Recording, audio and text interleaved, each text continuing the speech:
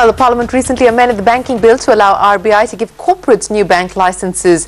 We're perhaps 12 to 18 months away from the first new bank, though. Religare is one of the corporates that's made its intention clear of applying for a new bank license. To discuss that, we're now joined by Religare Enterprises Group CEO Shachindra Nath. Sachin, appreciate you joining us here on India Business Hour. Now, since the Parliament amended the banking bill, have you had any discussion with the Reserve Bank on the guidelines as far as the licenses are concerned? Where do things currently stand? What is your understanding?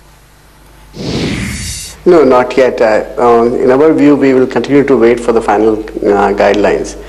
We would like to formally interact with the Reserve Bank of India once we have seen the final guidelines and once we know that we can align a business model which is which allows us to apply formally with Reserve Bank. Yet we have no conversation with them.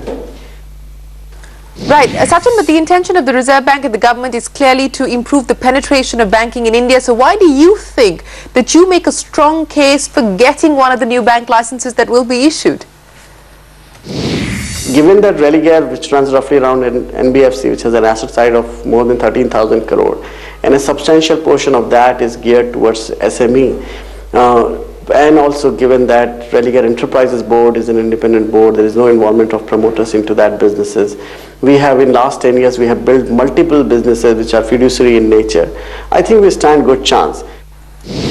Okay, we also understand that NBFCs may get preference when it comes to the applications being considered. Who do you believe your toughest competition is going to be? NBFCs like Shriram Transport, India Bulls, for example, are bigger than you. So where do you stand in the pecking order? Who do you regard as your biggest competitor?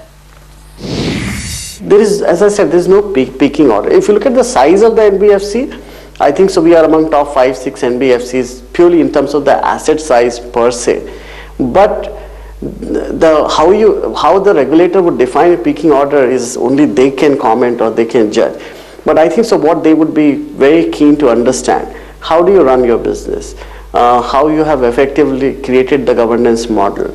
What's the experience of the management? Do you have the ability to run large sizes business in fiduciary capacity? So on all of that, we have done that number of years and we are very successful. Sachin, we wish you the very best of luck. We understand from our sources that perhaps that process of inviting applications and that final guideline from the Reserve Bank on new bank licenses could be out as early as the new year. Thanks very much indeed for joining us. Well, on a different track now, double-dip recession, fiscal cliff, debt crisis, none of these global threats impacted the sentiments of the average employee to a large extent in the year 2012. In fact, according to multiple employment surveys, unlike the rest of the world, the country's workforce is bullish about the Indian economy in 2013 as well. Mitra Joshi and Gopika Gopikumar find out why. 2012 may have been a challenging year, but Indian employees remain optimistic about the health of the economy and their needs. According to a Randstad Work Monitor survey 2012,